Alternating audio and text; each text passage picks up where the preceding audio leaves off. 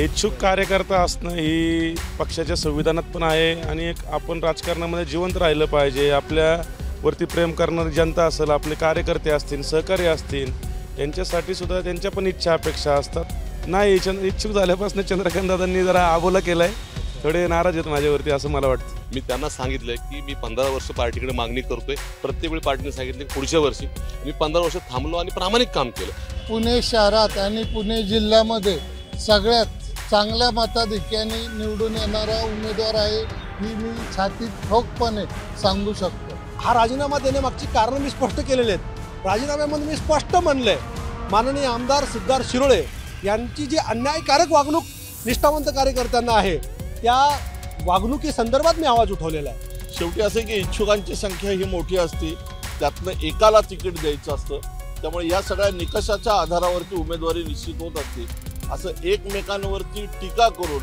उमेदवारी कोणाला मिळत नसते। पुण्यातील कोथरूड विधानसभा मतदारसंघ हा भारतीय जनता पक्षाचा बालेकिल्ला आणि त्याचमुळं कोल्हापूरहून आलेले चंद्रकांत पाटील या विधानसभा मतदारसंघातून आमदार बनले, राज्याच्या मंत्रिमंडळात मंत्री बनले। मात्र आता पुणे भाजपचं असं म्हणणं आहे की स्थानिकांना उमेदवारी मिळायला हवी। त्यासाठी अमोल बालवडकर जे नगरसेवक आहेत कोथरूड विधानसभा मतदारसंघाचा भाग असलेल्या बाणेर भागातून, ते आग्रही आहेत आणि त्यांची उमेदवारीची मागणी ते पक्षापर्यंत पोहोचवत आहेत। तर इच्छुक तर असणं साहजिक आहे, पण चंद्रकांत दादा इथे मंत्री आहेत ना, म्हणजे ज्येष्ठ आहेत। सर्वप्रथम आता तुम्ही बोलले की स्थानिक आणि कोल्हापूर, सर्वप्रथम मी एक कार्यकर्ता आहे, विकासावरती काम करणारा मी कार्यकर्ता आहे, विकास कामं करणारा, नागरिकांचे प्रश्न सोडवला। मी स्वतः आजपर्यंत असा कुठलाही मुद्दा किंवा अशा कुठल्याही विषयावरती मी उमेदवारी मागत नाही आहे। मी माझ्या कार्यकर्तृत्वावर उमेदवारी मागतो आहे। पण मग तेच विषय आहे ना की चंद्रकांत पाटील तर मंत्री आहेत, ज्येष्ठ मंत्री आहेत, त्यांना महाराष्ट्राच्या विधानसभेमध्ये पोचायचं आहे, तर मग त्यांची जागा तुम्ही मागता आहात। खरं तर मी फक्त इच्छुक आहे। इच्छुक कार्यकर्ता असणं ही पक्षाच्या संविधानात पण आहे आणि एक आपण राजकारणामध्ये जिवंत राहिलं पाहिजे। आपल्यावरती प्रेम करणारी जनता असेल, आपले कार्यकर्ते असतील, सहकारी असतील, यांच्यासाठी सुद्धा त्यांच्या पण इच्छा अपेक्षा असतात आणि आपण इच्छुक राहणं, इच्छुक होऊन पाहणं, नागरिकांचं जनता जर आपल्या पाठीशी आणि इच्छुक राहण्याला काय हरकत काय, उमेदवारी ज्याला द्यायची तर पक्ष देईल। इच्छुक राहणं हे कार्यकर्त्याचं खऱ्या अर्थाने एक काम आहे। तुम्ही आता कार्यक्रम घेताय, या सगळ्या कार्यक्रमांच्या माध्यमातून लोकांपर्यंत पोहोचताय, तर काय जाणवतं तुम्हाला, लोकांची भावना काय जाणवतं? लोक हजारोच्या संख्येने माझ्या पाठीशी आहेत। आत्ता आपण काल जर बघितला जन आशीर्वाद मेळावा, त्यात दिवाळी सरंजामचा पण विषय होता, पण केवळ दिवाळी सरंजामसाठी एवढी 43,000 लोक येऊ शकत नाही। आणि हे माझं 10 वर्षाचं नातं आहे, काही निवडणूक आली म्हणून मी करत नाही। गेले 10 वर्ष समाजामध्ये राहणारा, समाजातल्या तळागाळातल्या प्रत्येक नागरिकांच्या अडचणी सोडवणारा मी कार्यकर्ता आहे। आणि एक चांगली भावना नागरिकांमध्ये झालेली आहे की नागरिकांचं म्हणणं आहे की बाबा अमोल भैया तुम्ही आम्हाला अवेलेबल असणारे कार्यकर्ते आहात, आमच्यासाठी तुम्ही फोन केलं की फोन उचलता, आमच्यासाठी धावून येता, आम्हाला भेटता, तुमच्यात आमच्यात कुठल्याही प्रकारचा अंतर नाही आहे। आणि मला असं वाटतं खऱ्या अर्थाने या मतदारसंघाला एक असा कार्यकर्ता असणं अपेक्षित आहे की ज्या नागरिकांचे रोजचे दैनंदिन प्रश्न असतील ते ऑन फील्ड जाऊन सोडेल, त्या समस्यांनी विकसित भाग होत आहे कोथरूड मतदारसंघ। चंद्रकांत दादाही सोडवतात की प्रश्न? चंद्रकांत दादा सोडतो, पण नागरिकांना वाटत असेल की मी पण सोडवतोय, मी चांगल्या पद्धतीने सोडू शकतो मी, त्यामुळे नागरिक मला सांगतात। ते पक्षाचे निरीक्षक आले होते, तर त्यांच्यासमोर तुम्ही काय बाजू मांडली आणि त्यांनी तुम्हाला काय सांगितलं? पक्षाच्या निरीक्षकांपुढं काय कुठली बाजू मांडणे असं काही प्रकार नसतो। पक्षाचे निरीक्षक येतात, पक्षाचे पदाधिकारी त्या ठिकाणी उपस्थित असतात, ज्यांना निमंत्रित केलं तर ते त्या ठिकाणी आपलं मत व्यक्त करण्यासाठी आले होते। त्यांनी चिठ्ठी दिली, त्या चिठ्ठीमध्ये नावं लिहायची आणि चिठ्ठी त्यांना द्यायची, एवढाच विषय होता। कोणाची नावं तुम्ही दिली, काय गोपनीय आहे? ती नावं गोपनीय असतात, स्वतःचं नाव सोडून तुम्ही इतर 3 नावं द्या असं असतं। पण चंद्रकांत दादांशी काय बोलणं होतं? नाही, इच्छुक झाल्यापासून चंद्रकांत दादांनी जरा आबोला केलाय, थोडे नाराज आहेत माझ्यावरती असं मला वाटतं। मग पक्षातल्या इतर नेत्यांशी काय बोलणं होतं?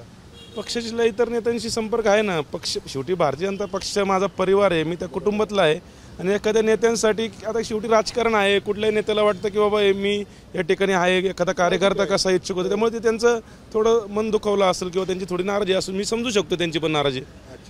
मग बाकीचे पक्षातले नेते काय म्हणतात, मुरलीयांना काय म्हणतात, खासदार, मंत्री, केंद्रीय मंत्री? अगं मी ज्या ठिकाणी इच्छुक आहे तिथं आमचे ज्येष्ठ नेते चंद्रकांतदादा पाटील आहेत आणि अशा परिस्थितीमध्ये मलाही सगळ्यांच्या अडचणी माहिती आहेत. त्यामुळं मी सर्व जे काय पक्ष निर्णय घेईल मुरली अण्णांची अडचण झाली ते सांगू शकत नाही मी, कारण मुरली अण्णा आता आमचे नेते आहेत. पुणे शहराचा खऱ्या अर्थाने आमच्यासारख्या कार्यकर्त्याला अभिमान आहे की आपल्यातला माणूस आज केंद्रामध्ये दिल्लीमध्ये जाऊन चांगलं मंत्रिपद त्या ठिकाणी देशासाठी काम करत आहे. त्यामुळे मला असं वाटतं की कोथरूड मतदारसंघामध्ये येणाऱ्या काळामध्ये निश्चित मुरली अण्णांची सुद्धा भूमिका महत्त्वाची आहे. अच्छा, ते प्रयत्न करतील म्हणजे या सगळ्या कोथरूड विधानसभा मतदारसंघाचा, असं तुम्हाला वाटतं? हो. मग आता विधानसभा निवडणूक लढवायची तुम्ही नक्कीच केलंय काय, म्हणजे तुमचे सगळे मेळावे, इतके सगळी लोक, सभा, कार्यक्रम? शेवटी हे राजकारण आहे. राजकारणामध्ये कधी काय होईल आपण इथून मागच्या या महाराष्ट्रातलं 5 वर्ष राजकारण पाहतोय. आणि एखादा UPSC MPSC करणारा एखादा विद्यार्थी असतो, तो अभ्यास करतो प्रामाणिकपणे 5 वर्ष 10 वर्ष, आणि जर त्याला परीक्षा द्यायची नाही म्हणल्यावरती त्याच्यावरती काय बितेल? बरोबर आहे. तर मी जर माझ्या ऐन उमेदीची 10 वर्ष या क्षेत्रामध्ये देत आहे आणि जर मला वाटतं की मला परीक्षा द्यायची, ठीक आहे, मला हॉल तिकीट भेटन नाही भेटन तो नंतरचा विषय आहे, पण कधीच मी इच्छा तर व्यक्त करू शकतो की मला परीक्षा द्यायची आहे. आणि इच्छा व्यक्त करणं किंवा राजकारणामध्ये पुढची पायरी गाठण्याचा प्रयत्न करणं हे तर स्वाभाविक आहे, त्याच्यामध्ये चुकीचं काहीच नाही आहे. हो, मी तेच सांगतो ना, याच्यामध्ये चुकीचं काय नाही. माझं जर प्रश्न इतकाच आहे की चंद्रकांत दादा ज्येष्ठ मंत्री आहेत राज्याच्या मंत्रिमंडळातले, आणि ते इथून पुन्हा निवडणूक लढवण्यासाठी इच्छुक आहे. चंद्रकांतदादा ज्येष्ठ नेते आहेत, फक्त काय झालं की हेच जर खिलाड वृत्ती जर चंद्रकांतदादांनी दाखवली असती. माझ्या कार्यक्रमामध्ये मी पहिला कार्यक्रम त्यांच्या उपस्थित घेतला, देवेंद्रजींचा वाढदिवस होता, लाडकी बहीण योजनेचा मेळावा घेतला, त्यांच्या उपस्थित घेतला, त्यांना प्रमुख पाहुणे केलं. दहीहंडीचा कार्यक्रम घेतला, आपल्या देशाचं नाव ज्यांनी केलं स्वप्नील कुसळे, त्यांचा सत्कार आपण चंद्रकांतदादांच्या हस्ते ठेवला. मी मोठंपण देत होतो ना, हे मोठंपण त्यांनी दाखवायचं होतं, त्यामुळे आजचा विषय नसता झाला ना. आले नाहीत का कार्यक्रमाला? ते नाही आले, शेजारच्या चौकात आले पण माझ्या कार्यक्रमाला नाही आले. अच्छा. पण आता तुम्ही ज्या प्रभागातून निवडून आला, तुमचे इतर जे काही भाजपमधलेच जे काही सहकारी तुमचे निवडणूक म्हणजे नगरसेवक म्हणून निवडून त्यांच्या कार्यक्रमांना येतात की चंद्रकांत दादा? ते बरेच काही कार्यक्रम घेत आहेत. आले तेच सांगितलं की शेवटी राजकारण आहे. प्रत्येक काही नेत्यांचं मन मोठं असतं, काही नेत्यांचं मन छोटं असतं. आता ज्या नेत्यांसाठी आपण 5 वर्ष तन मन धन लावून दिवस रात्र पळवलं, मागच्या निवडणुकीमध्ये मी एकमेव कार्यकर्ता आहे. ऑन रेकॉर्ड ती सभा आहे की 5000 नागरिक मतदार मी एकट्या माझ्या ताकदीवरती त्या ठिकाणी चंद्रकांतदादांसाठी उभे केले होते. चंद्रकांतदादांना म्हणजे सगळ्याच कार्यकर्त्यांनी मदत केली, पण आमच्या प्रभागामधलं जे लीड आहे ते लीड अख्ख्या कोथरूडमध्ये कुठं नाही. मेधाताईंची पण महत्त्वाची भूमिका आहे, त्या पण खासदार आहेत, तर काय त्यांच्याशी काय म्हणजे तुम्हाला काय अपेक्षा आहेत? शेवटी भारतीय जनता पक्षामध्ये पक्षाचा निर्णय अंतिम मानला जातो आणि हे सगळे पक्षाच्या शिस्तीमध्ये तयार झालेले आमचे नेते आहेत. कुठं कोण मत आपापलं व्यक्त करत असतं, पण शेवटी पक्षाचे नेते वरिष्ठ नेतृत्व जे काय निर्णय देईन तो सगळ्यांना मान्य करा. मेधाताईंशी काय बोलणं होतं? काय तुम्हाला अपेक्षा काय आहेत त्यांच्याकडून? त्या आमदार राहिलेले आहेत या विधानसभा मतदारसंघाच्या चंद्रकांतदादांच्या आधी. मेधाताईंची भूमिका पण खूप महत्त्वाची आहे, मुरली अण्णांची पण खूप भूमिका महत्त्वाची आहे. आणि मला असं वाटतं की मी कार्यकर्ता आहे, शेवटी त्यांनाही वरिष्ठ प्रत्येकाला पक्षाच्या चौकटीत राहून काम करावं लागतं. पक्ष जो काही निर्णय देईन ते शेवटी त्यांना काम करावं लागेल. त्यामुळे तुम्ही लढण्यावरती ठाम आहात? मी लढण्यावरती ठामच आहे. निवडणूक लढण्यासाठी परीक्षा द्यायची नाही म्हणलं तर एवढा 10 वर्षात मी मगाशी उदाहरण दिलं, परीक्षा द्यायची नाही म्हणलं तर उपयोग काय मिळेल या अपेक्षा? पहिली गोष्ट, मला माझ्यासाठी स्वतःसाठी आमदार व्हायचं नाही आहे. या मतदारसंघाला एक ऑनफिल्ड असणारा कार्यकर्त्याची गरज आहे, ही या भागाची गरज आहे. चंद्रकांत दादा आहेत ना ऑनफिल्ड का नाही येत ऑनफिल्ड? ते असतील, मी माझं सांगतोय. शेवटी मी माझं बोलू शकतो की मी जास्तीत जास्त वेळ जनतेसाठी देऊ शकतो, जास्तीत जास्त नागरिकांचे प्रश्न सोडू शकतो. हा जनतेत कमावलेला मी विश्वास आहे. आणि तुमच्या माहितीसाठी सांगतो की मी जवळपास 40,000 लोकांना कॉल केलेत. तुम्ही एक चांगले पत्रकार आहात, सर्वे नाही म्हणू शकत, मी माझ्या ऑफिसमधनं कॉल केलेत. अमोल वलडकर यांचं काम चांगलं आहे का? अमोल वलडकर यांच्या मधून तुमची कामं झालीत का? तुम्ही समाधानी आहात का? अमोल वलडकर आमदार म्हणून चांगलं काम करेल का? आणि अमोल वलडकरना तुम्ही आमदार केलं मतदान करणार का? 40,000 कुटुंबाचे ऑन रेकॉर्ड कॉल आहेत. तुम्ही कुठलाही कॉल त्यातला ऐका, मग चॅलेंज आहे. त्यातलं नंबर, त्या व्यक्तीचं नाव, त्या व्यक्तीचा पत्ता आणि त्या व्यक्तीचं मतदार यादीमध्ये कुठं नाव आहे याच्या सहित माझ्याकडे रेकॉर्ड. याच्यापेक्षा अजून कुठला सर्वे पाहिजे? बरोबर आहे. नाही, अगदी तुम्ही सर्वे तर कसे असतात आपण बघतो, पण एकदम थेट जर तुम्ही मतदारांशी संपर्क केलेला आहे तर बरीच तुम्ही तयारी केलेली आहे, याच्यावरून दिसतं आहे. वरिष्ठ मग इतर कोणा नेत्यांशी काय बोलणं होतं, म्हणजे बावनकुळे असतील किंवा देवेंद्र फडणवीस असतील? देवेंद्रजींनी आणि बावनकुळेंनी मला परवा बोलवलं होतं नागपूरला शेवटच्या फ्लाईटने, पण काय मी त्या ठिकाणी मुंबईला गेलो आणि इंडिगोच्या सर्व फ्लाईट कॅन्सल झाल्या. काय योगायोग आहे बघा ना. योगायोग काय मला माहीत नाही, पण मी परत आलो आणि आज माझा कालचा कार्यक्रम असल्यामुळे मी कुठं जाऊ शकलो नाही. पण येईल त्यांचा निरोप भेटल. शेवटी आमचे पक्षाचे वरिष्ठ नेते आहेत, आमचे आदर्श आहेत आणि निश्चितपणे येणाऱ्या काळामध्ये त्यांचा निर्णय खूप महत्त्वाचा आहे आमच्यासारख्या कार्यकर्त्यांसाठी. आणि आम्हाला पण पाहिजे की बाबा कार्यकर्त्यांना पक्ष हा भारतीय जनता पक्ष हा कार्यकर्ता बेस पार्टी आहे, हे केवळ वाक्य राहू नये, याचं इम्प्लिमेंटेशन व्हावं, हे माझी मागणी आहे. गिरीश बापटानंतर आता पुणे भाजपचं नेतृत्व मुरली अण्णांची भूमिका महत्त्वाची राहील ना यामध्ये? निश्चित मुरली अण्णांची पण भूमिका महत्त्वाची आहे, निश्चित. कारण येणाऱ्या काळामध्ये पुणे शहराचा विकास, जे नागरिकांच्या समस्या आहेत ह्या सोडण्यासाठी एक चांगल्या नेतृत्वाची गरज आहे. मग खासदार आता आपल्याला चांगले भेटलेत, चांगले आमदार संघ भेटले पाहिजे, चांगले नगरसेवक भेटले पाहिजे आणि शेवटी त्यांच्याकडून अपेक्षा हो निश्चित का अपेक्षा ठेवू नये. मी लोकसभेला एकमेव असा सगळ्यांनीच कामं केलं, पण माझा मी मोठेपणा सांगतो की मी 5,000 कुटुंबांमध्ये मुरली अण्णा भारतीय जनता पक्षाचे उमेदवार आहेत, यांच्या प्रचारासाठी 5,000 कुटुंबामध्ये फिरणारा मी कार्यकर्ता आहे, डोर टू डोर. आता मुरली अण्णा यस 100% घेते. तर अमोल बालवडकर विधानसभा निवडणूक लढवण्यासाठी इच्छुक आहेत. पुण्यातील बाणेर भागातून चांगल्या मताधिक्याने ते नगरसेवक बनले होते, तरुण आहेत आणि महत्वाकांक्षा ठेवायला राजकारणामध्ये काहीच हरकत नसते. मुद्दा आहे तो चंद्रकांत पाटील जे राज्याच्या मंत्रिमंडळामध्ये ज्येष्ठ मंत्री आहेत, त्यांच्या ऐवजी अमोल बालवडकरांना तिकीट हवं आहे. माधुरी मिसाळ पुण्यातील पर्वती विधानसभा मतदारसंघातून सलग 3 वेळा आमदार बनल्यात. मात्र याच विधानसभा मतदारसंघातून सलग 3 वेळा नगरसेवक म्हणून पुणे महापालिकेमध्ये प्रतिनिधित्व करणारे राजेंद्र शिळीमकर आता या विधानसभा मतदारसंघातून निवडणूक लढवण्यासाठी इच्छुक आहेत. म्हणजे तुमच्या पक्षाच्या विद्यमान आमदार आहेत आणि तुम्ही देखील इच्छुक आहात, तर तुम्ही तुमचं असं काय सांगाल की तुम्हाला उमेदवारी मिळावी? मी भारतीय जनता पार्टीचं लहानपणापासून काम करतो आणि या पर्वती मतदारसंघामध्ये मी लहानाचा मोठा झालो आहे. मी महानगरपालिकेच्या भारतीय जनता पार्टीमध्ये कडनं 4 निवडणुका लढवल्यात. म्हणजे या मर्शीनगर असेल, पर्वतदर्शन असेल, तळजाई असेल, बिबेवाडी असेल, मार्केट यार्ड असेल, ह्या 4 पर्वती मतदारसंघातल्या बहुतांश भागामध्ये मी महानगरपालिकेच्या निवडणुका लढल्या. त्यामुळं माझी आता इच्छा आहे की पार्टीनं माझ्यासारख्या कार्यकर्त्याला संधी द्यावी आणि विधानसभेला उमेदवारी द्यावी. पण जे विद्यमान आमदार आहेत त्या पण आहेतच ना, मग त्यांच्याऐवजी तुम्हाला काय मिळालं? भारतीय जनता पार्टी हा कार्यकर्त्यांचा पक्ष आहे. प्रत्येक कार्यकर्त्याला संधी मिळावी आणि त्या अनुषंगाने मी कार्यकर्ता म्हणून भारतीय जनता पार्टीकडे उमेदवारी मागितलेली आहे. जे निरीक्षक पक्षाचे आले होते त्यांनी काही नावं जी आहेत ती पुढं प्रदेशकडे दिलेली आहेत, तर काय नक्की तुम्हाला त्याबद्दल माहिती आहे? निरीक्षक आले होते त्यावेळेस काही जुन्या कार्यकर्त्यांचं, खूप वर्ष काम करणाऱ्या कार्यकर्त्यांचं आम्हाला तक्रार आल्या. मी महानगराचा सरचिटणीस असल्यामुळे माझ्याकडे तक्रार दिल्या. मग त्या तक्रारी आम्ही पुढं आमच्या नेतृत्वाकडे कळवलेल्या आहेत की त्यांना संधी दिली नाही आपलं मत मांडायला, की ते पक्ष निर्णय घेईल त्याच्यावर.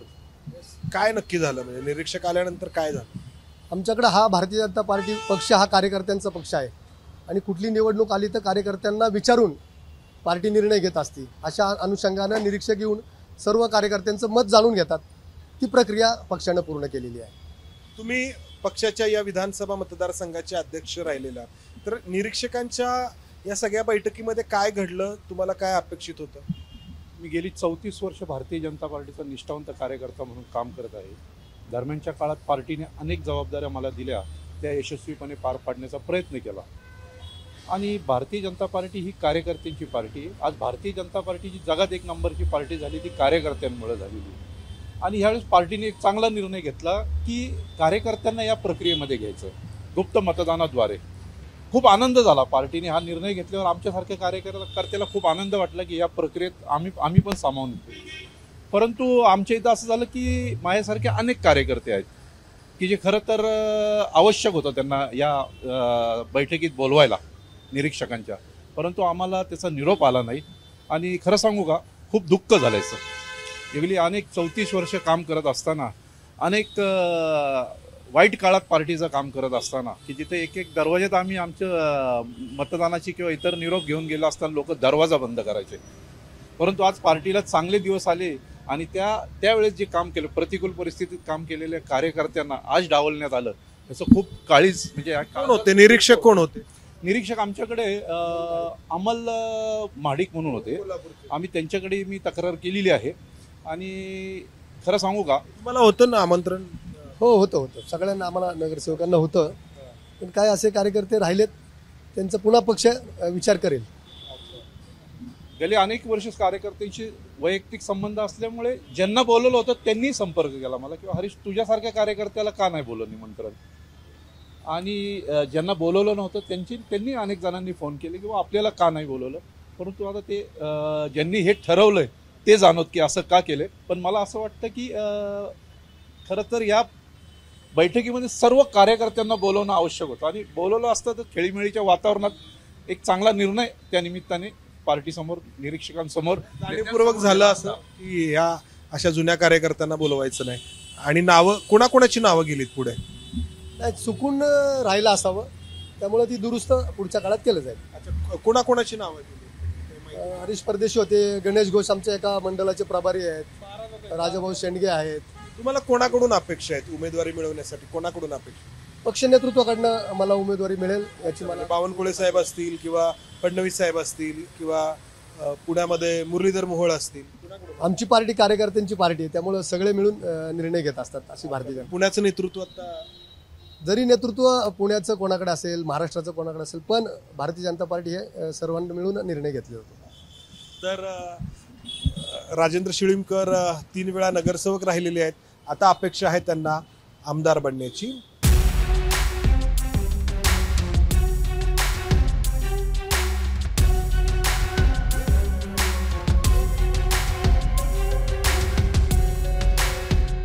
पुण्यातील पर्वती विधानसभा मतदारसंघातून श्रीनाथ भिमालेंनी त्यांच्या विधानसभेच्या प्रचाराची एका अर्थाने सुरुवात देखील केली आहे. ही गाडी मतदारसंघामध्ये ठिकठिकाणी जाते आहे आणि विधानसभेचे भारतीय जनता पक्षाचे उमेदवार श्रीनाथ भिमाले हेच असणार हे मतदारांना सांगते आहे.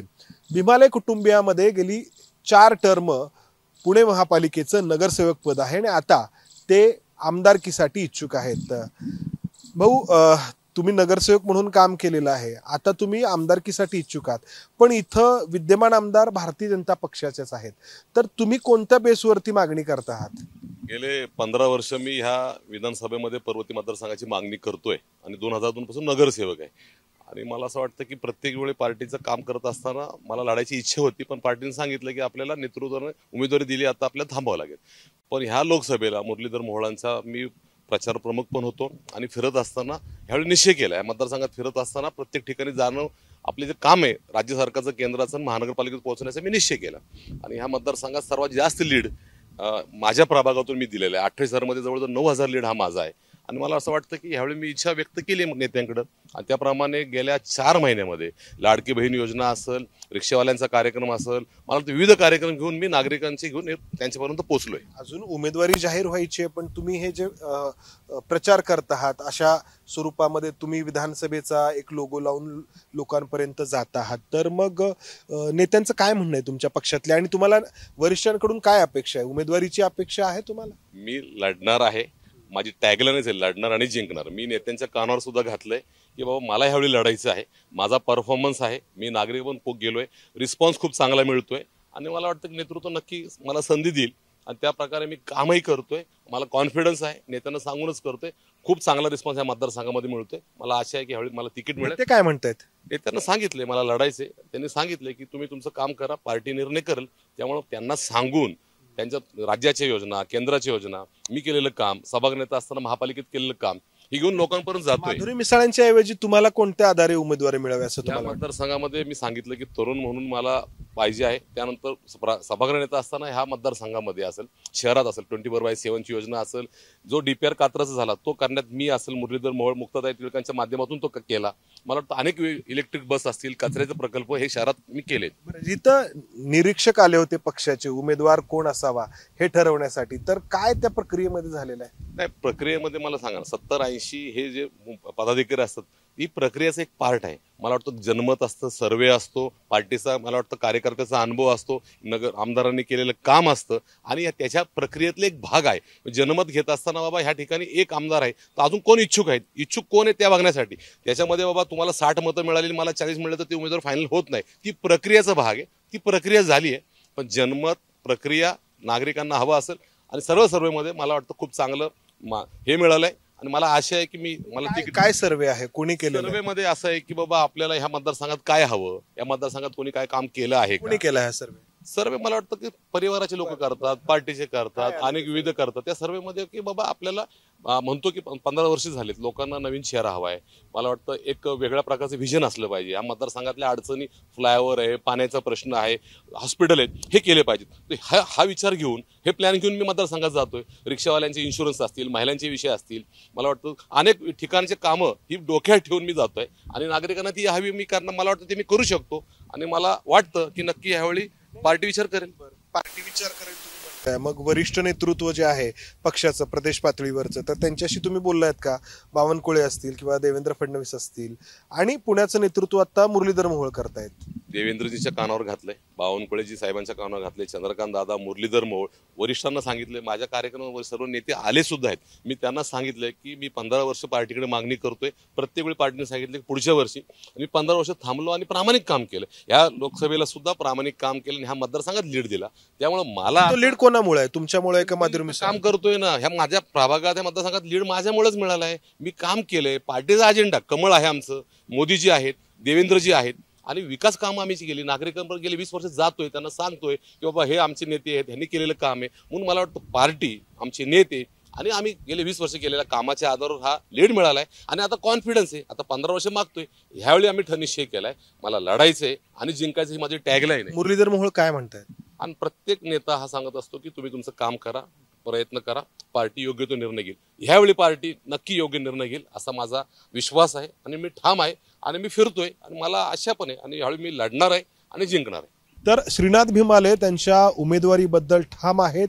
पक्षाच्या वरिष्ठ नेत्यांशी ते बोललेले आहेत आणि त्यामुळं या ज्या पर्वती विधानसभा मतदारसंघात जो भाजपचा एका अर्थाने बालेकिल्ला म्हटला गेलाय, कारण जेव्हापासून 2009 पासून या विधानसभा मतदारसंघाची रचना झाली आहे तेव्हापासून माधुरी मिसाळ यांच्या रूपाने इथे भारतीय जनता पक्षाचा आमदार आहे. मात्र आता आपल्याला उमेदवारी मिळेल हा विश्वास श्रीनाथ भीमाले व्यक्त करतायत.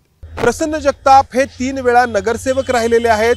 पुण्याचं उपमहापौरपद त्यांनी भूषवलेलं आहे आणि आता खडकवासला विधानसभा मतदारसंघातून ते भारतीय जनता पक्षाकडून विधानसभेची निवडणूक लढवण्यासाठी इच्छुक आहेत. काय कारण आहे की तुम्हाला वाटतं की पक्षाने तुम्हाला उमेदवारी द्यावी? गेले अनेक वर्षापासून म्हणजे माझे वडीलही 5 गावचे सरपंच होते, त्यामध्ये त्यांनाही काही मिळालेलं नाहीये आणि मी अनेक वर्ष प्रयत्न करून कॉर्पोरेशनमध्ये 3 वेळा निवडून आलेलो आहे, उपमहापौर झालेलो आहे. एका बँकेवर 20 वर्ष डायरेक्टर आहे मी, चेअरमन पण होऊन गेलेलो आहे पुणा मर्चंट कोऑपरेटिव्ह बँक. आणि माझ्या भागामध्ये 7 बँकांच्या शाखा आहेत. त्याचबरोबर सर्व गावोगावी माझ्या खानदानी वडिलोपार्जित जागा, जुमला, घरं सगळं आहे माझं. त्यामुळं माझा संपर्क हा सर्वात चांगला आहे, त्यामुळं मी निवडून यायची खात्री देऊ शकतो. पण या ठिकाणी तुमच्याच पक्षाचे भीमराव तापकीर हे देखील आमदार आहेत, तर त्यांच्याऐवजी तुम्हाला उमेदवारी मिळावी असं तुमचं म्हणणं आहे? मला कारण गेले अनेक वर्षापासून झगडत असल्यामुळं मला ही उमेदवारी सर्व नागरिक बंधू भगिनींनीच सांगितलं की तुम्ही या उमेदवारीला पात्र आहात आणि खडकवासला विधानसभा मतदारसंघ फक्त आणि फक्त ॲडव्होकेट प्रसन्नदादा जगताप यांना उमेदवारी दिली तर निवडून येणार आहेत. अच्छा, अन्यथा नाही येणार. बरं, ठीक आहे. दुसरा प्रश्न की पक्षाचे निरीक्षक आले होते, तर त्या सगळ्या बैठकीमध्ये काय नक्की घडलं? जे झालं ते काय आता मी बोलणार नाही. ठीक आहे, पण तुम्हाला खात्री आहे की तुम्ही निवडून याल म्हणून? मी पुणे शहरात आणि पुणे जिल्ह्यामध्ये सगळ्यात चांगल्या मताधिक्याने निवडून येणारा उमेदवार आहे ही मी छातीत ठोकपणे सांगू शकतो. तर प्रसन्न जगताप हे उमेदवारी तर खूप जण मागतात, पण लढवणार का? नक्की लढवणार का? म्हणजे अहो गेले मी 10 वर्ष या विधानसभेसाठी, खडकवासला विधानसभेसाठी गेले 10 वर्ष प्रयत्नशील आहे. गेल्या वेळेसही मला तिकीट मिळू शकलं नाही, परंतु यावेळेस वरिष्ठ नेत्यांशी काही संपर्क केलाय? सर्व नेते मंडळींशी भेटीगाठी झालेल्या आहे. कोण कोणाशी झाले? पुण्याचे नेतृत्व आता मुरलीधरांना करताय? नाही, मी तसं नाही. मी पुण्यातले असतील, मुंबईतले असतील आणि वरिष्ठ नेते दिल्लीतले असतील, सर्वांच्या गाठीभेटी माझ्या झालेल्या आहेत. भरपूर तयारी आहे प्रसन्नदादांची खडकवासला विधानसभा मतदारसंघातून त्यांना उमेदवारी मिळवण्यासाठीची. माझ्यासोबत असलेल्या मयूर मुंडेंनी पुण्यातील औंध भागामध्ये पंतप्रधान नरेंद्र मोदींचं मंदिर उभारलं होतं. या मंदिरामध्ये पंतप्रधान नरेंद्र मोदींच्या मूर्तीची प्रतिष्ठापना केली होती आणि अगदी आरती आणि सगळे जे काही कर्म आहेत ती देखील या ठिकाणी होत होती. मयूर मुंडे हे भारतीय जनता पक्षाचे पुण्यातले कार्यकर्ते, पदाधिकारी, शिवाजीनगरच्या भारतीय जनता पक्षाच्या मंडलची उपाध्यक्षपदाची जबाबदारी मयूरजींवरती. मात्र आता मयूरजींनी भारतीय जनता पक्षाला सोडचिठ्ठी देण्याचा निर्णय घेतलाय. काय नक्की कारण आहे? म्हणजे आता निवडणुकीचा मोसम येतोय त्यामुळे अनेक जण इकडे तिकडे होत आहेत, पण तुमच्यासारख्यानी पण नाही. आम्ही खरा विचार केला तर गेले 20-25 वर्षाला एका पक्षाचं काम करतोय, निष्ठावंत कार्यकर्ते म्हणून काम करतोय. त्यामुळे पक्ष बदलणं हा आमचा व्यवसाय नाही आहे. मुळातच हा राजीनामा देण्यामागची कारणं मी स्पष्ट केलेली आहेत. राजीनाम्यामध्ये मी स्पष्ट म्हणलंय, माननीय आमदार सिद्धार्थ शिरोळे यांची जी अन्यायकारक वागणूक निष्ठावंत कार्यकर्त्यांना आहे त्या वागणुकीसंदर्भात मी आवाज उठवलेला आहे. माझा त्यांच्या कार्यपद्धतीवरती आक्षेप आहे. या मतदारसंघामध्ये मागच्या 5 वर्षामध्ये त्यांचे विकास कामं कुठे दिसून येत नाहीत. मात्र फुटकं राजकारण त्यांच्या पदोपदी जाणवतं. सामान्य कार्यकर्त्याला अपमानास्पद वागणूक द्यायची आणि ठेकेदारांना मात्र जवळ बसवायचं, त्यांच्या खांद्यावरती हात टाकायचा. या सर्व ही जी प्रताडणा आहे, या प्रताडणेचा एक जे म्हणतो आपण या अन्यायाच्या विरोधात मी आवाज उठवतोय. त्यासाठी मी पदाचा राजीनामा दिलेला आहे. पण तुम्ही मुळात आधी सांगा की तुम्ही याच्या आधी भाजपशिवाय इतर कोणत्याही पक्षात नव्हता आणि कधीपासून भाजपमध्ये आहात किंवा भाजपशी संबंधित संघटनांमध्ये आहात? मी 1995 त्यावेळेस गोपीनाथरावजी मुंडे साहेब यांच्या प्रेरणेतनंच मी भारतीय जनता पक्षामध्ये जॉईन झालेला आहे. तसे माझ्या घरचे जरी बॅकग्राऊंड बघितलं ते भारतीय जनता पक्षाचेच लोक आहेत. त्यांनी आयुष्य आपल्या पक्षासाठी घालवलेले लोक आहेत. पण मी 95 पासून माझ्या करिअरची सुरुवात केली. मधल्या काळामध्ये मी गावावरनं पुण्यामध्ये जेव्हा शिफ्ट झालो त्यावेळेस मी भारतीय जनता पक्षाचं काम अजून ॲग्रेसिव्हपणे कसं मला करता येईल त्या पद्धतीने मी काम केलेलं आहे. ज्या भागामध्ये भारतीय जनता पक्षाचा झेंडा देखील लागत नव्हता त्या भागामध्ये आज भारतीय जनता पक्षाचा नगरसेवक करण्याचं काम आम्ही केलेलं आहे. त्यामुळे अशा निष्ठावंत कार्यकर्त्यावरती अन्याय होऊ नये त्यासाठी मी आज आवाज उठवतोय. राजकारण हे निमित्त आहे. आपल्या देशामध्ये राजकीय कार्यक्रम कायम सुरू असतात. या ज्या काही तुमच्या तक्रारी आहेत ते तुम्ही वरिष्ठांकडे सांगू शकला असताना. मी वरिष्ठांना पत्राद्वारे कळवलेलं आहे, पण तिकडनं मला कधी काही उत्तर आलेलं नाही. कोणाला कळवलं? मी बावनकुळे साहेबांपर्यंत पत्र पाठवलेले आहेत. देशाचे प्रधानमंत्री आदरणीय मोदी साहेब जे माझं प्रेरणास्थान आहे त्यांच्यापर्यंत देखील मी याच्या सर्व लेखी माझ्या ज्या तक्रारी आहेत त्या पाठवलेल्या आहेत. परंतु मला तिकडनं काही उत्तर नाही आलं. मी JP नड्डा साहेबांकडे ह्या तक्रारी पाठवल्या आहेत. मी अमित शहा साहेबांकडे ह्या तक्रारी पाठवलेल्या आहेत. पण सामान्य कार्यकर्त्याच्या तक्रारीला जर उत्तर मिळत नसेल तर शेवटी सामान्य कार्यकर्त्याला पद सोडल्याशिवाय पर्याय राहत नाही आणि तेच मी केलेलं आहे. पण मोदी जर तुमचे प्रेरणास्थान आहेत तर मग त्यांचा पक्ष का सोडताय तुम्ही? मोदी हे माझे प्रेरणास्थान आहेत, पण मी खाली जे काम करतो त्यांचंच काम करतोय मी खाली. आणि मला जर बळ मिळत नसेल, शेवटी नरेंद्र मोदी मला काही बळ देत नसतात. मी माझं त्यांना ते मला आवडतात म्हणून मी त्यांची त्या मूर्ती मंदिर बनवलंय किंवा त्यांना मी देवाच्या जागेवर मानतोय, कारण तसा माणूस देशाला मिळणार नाही. परंतु खालच्या आमदारांचं, खालच्या माणसांचं काम असतं की आपल्या कार्यकर्त्याला बळ देणं. या आपल्या कामाच्या मध्ये आपल्या कार्यकर्त्याच्या अगेन्स्ट दुसरे कार्यकर्ते उभे केले जातात, प्लॅन केले जातात. अशा लोकांना मला वर जाता कसं येऊ नये हे काम केलं जातं आणि या कामालाच माझा विरोध आहे. तुम्ही जेव्हा 2021 मध्ये पंतप्रधान नरेंद्र मोदींचं मंदिर तयार करण्याचा निर्णय घेतला तर त्या पाठीमागे काय तुमचा विचार होता की का वाटलं की एका जिवंत व्यक्तीचं मंदिर तयार करायला हवं म्हणून? खरं तर एक व्यक्ती त्याच्या कामातनं आपला आदर्श निर्माण करत असतो. या देशाच्या पंतप्रधानांनी अनेक असे मोठे मोठे कामं केलेत की ज्या कामातनं असं वाटलं की असा व्यक्ती या देशाला मिळणार नाही. आणि मला असं वाटलं की आपण अशा व्यक्तीचं मंदिर उभारलं पाहिजे. कारण आपण मेल्यानंतर अनेक जणांचे मंदिर उभारतो पण जनतेला ते माहीतच नसतं तो कोण आहे. त्यामुळं जिवंत माणसाचं मंदिर यासाठी उभारलं की सामान्य माणसाला देखील त्याला अनुभवता यावं. त्यालाच तर आक्षेप घेण्यात आला की जिवंत व्यक्तीचं तुम्ही का मंदिर उभारलं नाही तो आणि पुन्हा ते मंदिर मला वाटतं काढावं लागलं कारण भाजपशी संबंधित अनेक लोकांनी आक्षेप घेतला. नाही, आक्षेप असा भारतीय जनता पक्षाच्या लोकांनी घेतलेला नव्हता. मग कोणी घेतला होता? भारतीय जनता पक्षाच्या लोकांनी त्याला सपोर्टच केलेला होता, पण काही विरोधकांनी त्याला खूप आक्षेप घेतला आणि ते उगाच विरोधाचं काम होऊ नये म्हणून मग मी स्वतःवरूनच ते निर्णय घेतला की आपण ते मंदिरातली मूर्ती काढून ठेवली पाहिजे म्हणून. पण मोदी अजूनही तुमच्या हृदयामध्ये आहेत. मोदी हे माझे प्रेरणास्थान आहेत. मोदी माझ्या रक्ताचा थेंबाथेंबामध्ये नरेंद्र मोदी हे समावलेले आहेत आणि मोदीवरचं प्रेम माझं कधीही कमी होणार नाही. मग असं असेल तर भाजप का सोडता? भारतीय जनता पार्टी मी याच्यासाठी सोडतो कारण भारतीय जनता पार्टी आम्ही काम करण्यासाठी एक पदाधिकारी म्हणून आम्ही कामं करत असतो आमच्या संघटनेचे. पण संघटनेचा जर काही मला तक्रारी वाटतात त्यामुळे मला असं वाटलं की या संघटनेचं आपण काम करू नये. माझी स्वतःची एक संघटना आहे. काय झालंय संघटनेमध्ये नक्की? नाही, संघटनेमध्ये अक्षरशः मनमानी चालू आहे. आमदार मोदी म्हणजे या सगळ्या शिवाजीनगर मतदारसंघामध्ये तुम्ही म्हणताय की इतर ठिकाणी? नाही, तसं तर बातम्यावरून तुमच्याच बातम्यावरून असं लक्षात येतं की बऱ्याच जागेवर हा गोंधळ चालू आहे. पण प्रकर्षानं मला तो शिवाजीनगर मतदारसंघामध्ये दिसला कारण मी तिथे काम करतो. तिथे कार्यकर्ते प्लॅन केले चाललेत. प्लांट म्हणजे काय होतं? प्लॅन म्हणजे ज्या आता पक्षाने निरीक्षक पाठवले होते ते निरीक्षक जेव्हा आमच्याकडे आले तेव्हा त्या निरीक्षकांनी एक पत्रक दिलं आम्हाला. त्याच्यावरती तुम्ही तुमच्या चॉईसचा उमेदवार द्या. अरे परंतु उमेदवाराचं नावं डिक्लेअर नाही केलं. कोण पक्षाकडे तिकीट मागतं? 4 लोक तिचे ऑप्शन दिले पाहिजे ना. म्हणजे तुम्ही डायरेक्ट सांगता की तुम्हाला वाटतं ते द्या असं थोडं. येणाऱ्या विधानसभेमध्ये सिद्धार्थ शिरोळे यांना उमेदवारी मिळावी की आणखी कोणाला मिळावी यासाठी हे निरीक्षक आले होते. मला असं वाटतं की त्यासाठीच ते निरीक्षक आले असावे आणि त्या निरीक्षकांना यांनी आधीच मॅनेज केलेलं असावं. निरीक्षकांना मॅनेज केलं.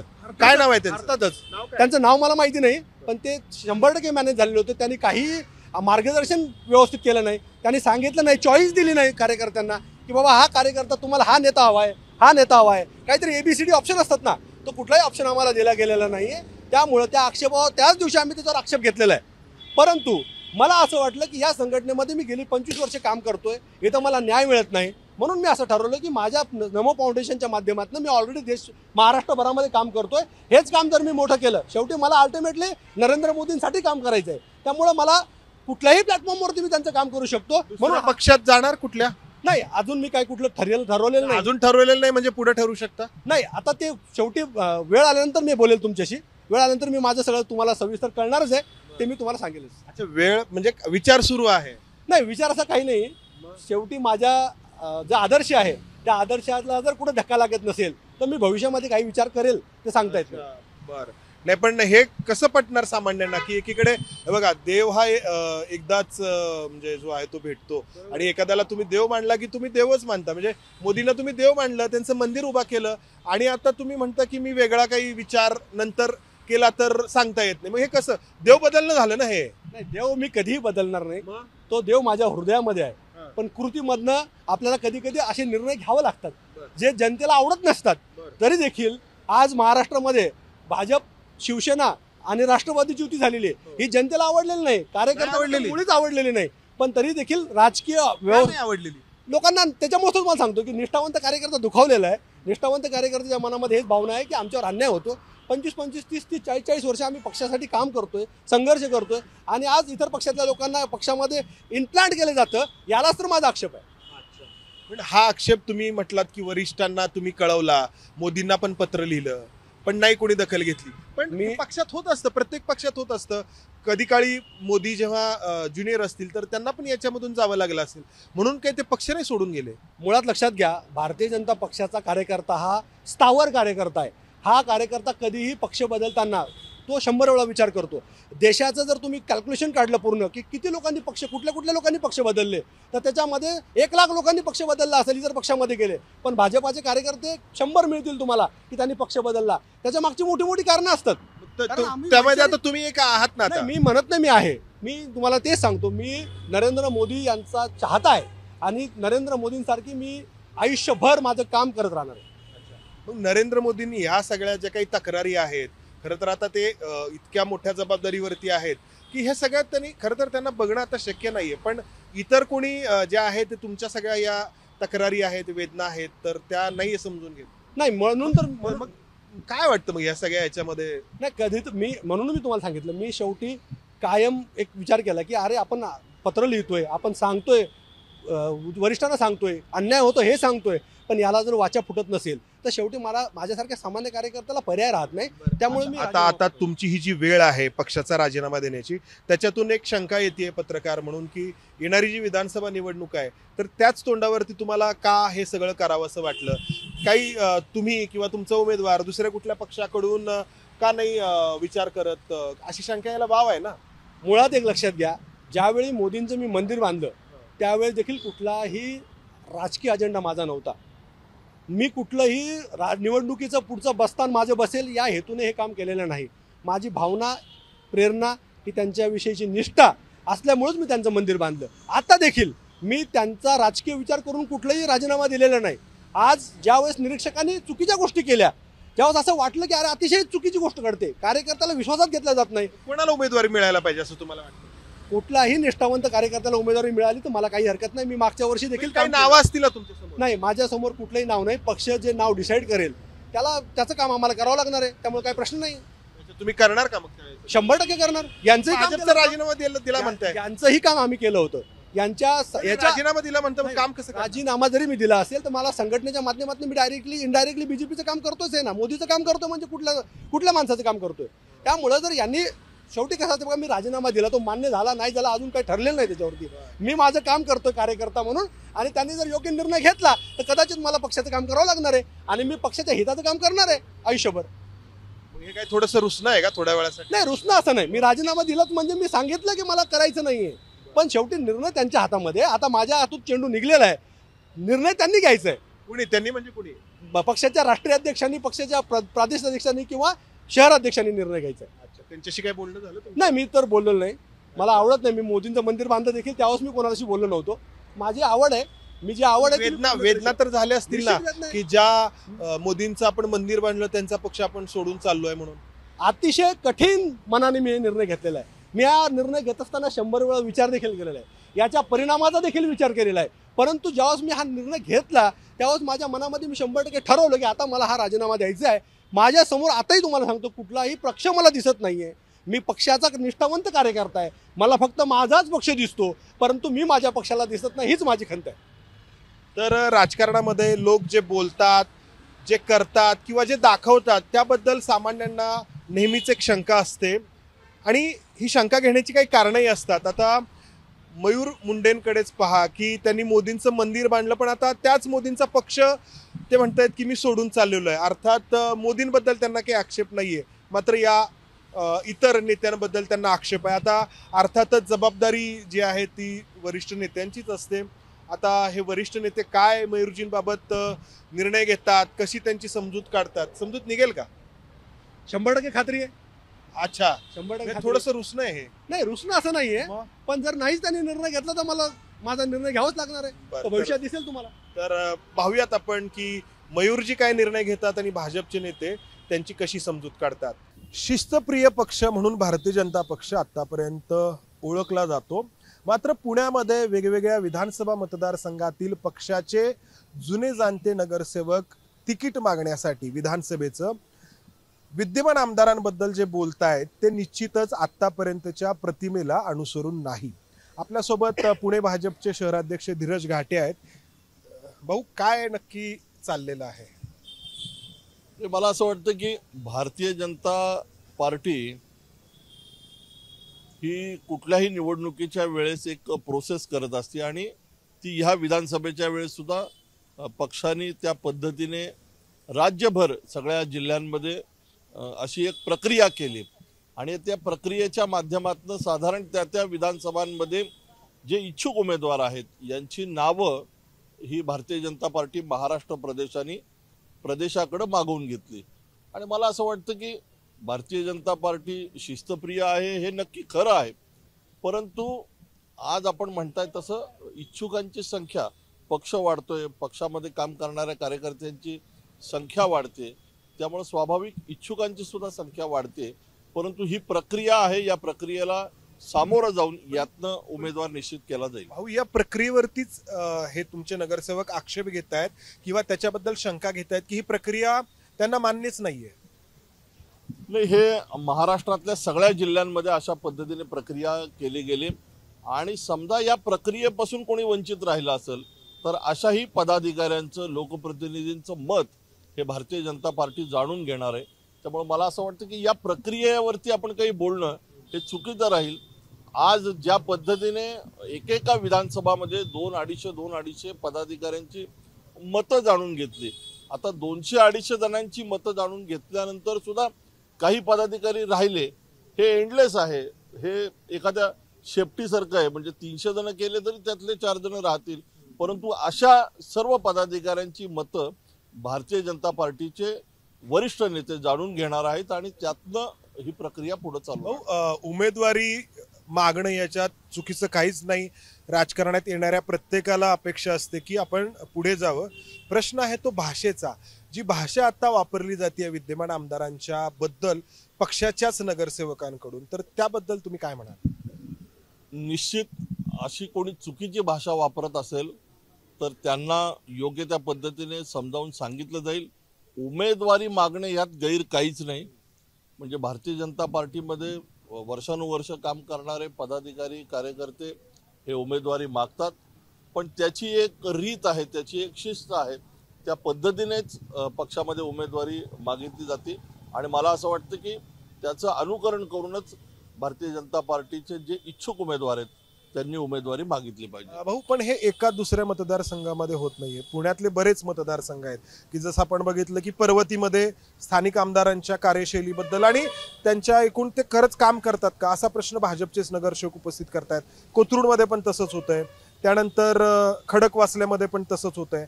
शिवाजीनगरमध्ये पण आपण पाहिलं की बॅनर विद्यमान आमदारांच्या विरोधामध्ये भाजपच्या पक्षाच्याच पदाधिकाऱ्यांनी लावले. तर हे एवढं का होतंय? म्हणजे अशा 4 मतदारसंघांमध्ये का होतंय?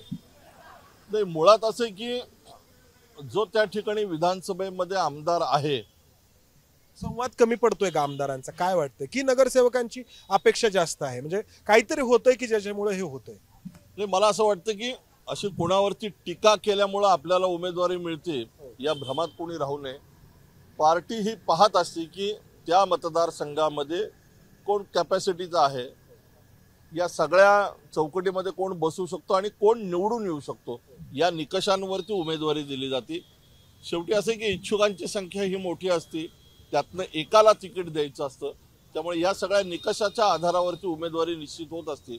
असं एकमेकांवरती टीका करून उमेदवारी कोणाला मिळत नसते. शेवटचा प्रश्न, हे सगळं इतकं बोललं जात आहे आणि भाषा पक्षाच्या आतापर्यंतच्या परंपरेला अनुसरून नाहीये, त्यामुळे एक शंका येते का? म्हणजे लोकांच्या मनात आहे की हे सगळे जे बोलतायत त्यांना कोणाचा पाठिंबा आहे का, किंवा कुणाच्या तरी पाठिंब्यावरून किंवा सांगण्यावरून हे बोलतायत का, किंवा यांना शांत का केलं जात नाहीये जे बोलणारे आहेत त्यांना? तर तुम्ही म्हणताय तसं काही ठिकाणी असे प्रकार घडल्यानंतर शहराचा अध्यक्ष या नात्याने मी प्रत्यक्ष काही लोकांशी बोललो. प्रदेशातनं सुद्धा या संदर्भामध्ये विचारणा केली गेली आणि योग्य त्या पद्धतीने त्यांच्याशी बोलून याच्यावरती निर्णय होईल. परंतु भारतीय जनता पार्टी एका साकोरीतनं पार्टीचं तिकीट विधानसभेला मागत असतात. त्यामुळे या पद्धतीनेच ज्याला कोणाला इच्छा आहे त्यांनी निश्चित तिकीट मागावं. योग्य तो निर्णय पक्षातले नेतृत्व करेल. धन्यवाद. तर भारतीय जनता पक्षामध्ये आपण पाहतो आहोत की बऱ्याच विधानसभा मतदारसंघांमध्ये पक्षाचेच नगरसेवक विद्यमान जे भाजपचे आमदार आहेत त्यांच्या कार्यशैलीबद्दल प्रश्न उपस्थित करतायत. शहर पातळीवरून आणि प्रदेश पातळीवरून देखील या जे काही बोलणारे नगरसेवक आहेत त्यांना समजावण्याचे प्रयत्न होत आहेत. मुद्दा आहे की येणाऱ्या विधानसभा निवडणुकीच्या अनुषंगाने पार्श्वभूमीवरती या सगळ्यांना समजावण्यात कितपत यश येतं. पक्षशिस्तीची ऐशी तैशी, एकमेकांची उणीधुणी काढणं, लाथाळ्या, हे सगळे दुर्गुण काँग्रेसच्या सत्ता काळात काँग्रेसमध्ये पाहायला मिळायचे आणि काँग्रेसच्या पक्षांतर्गत विरोधकांना शह देण्यासाठी वरिष्ठांचाच अनेकदा या सगळ्याला छुपा पाठिंबा असायचा. आता हे सगळे दुर्गुण सत्तेसोबत भाजपमध्ये पाहायला मिळतात. खूप वेगाने भाजपचं काँग्रेसीकरण झालंय का? कॅमेरामन अमोल गवाळेसह मंदार गुंजारी, एबीपी माझा, पुणे. एबीपी माझा, उघडा डोळे बघा नीट.